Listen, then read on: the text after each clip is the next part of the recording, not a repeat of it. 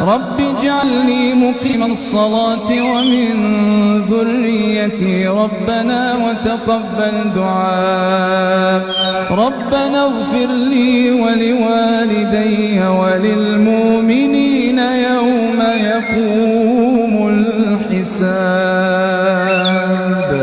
الحمد لله رب العالمين الرحمن الرحيم ملك يوم الدين إياك نعبد وإياك نستعين اهدنا الصراط المستقيم صراط الذين أنعمت عليهم غير المغضوب عليهم ولا الضالين.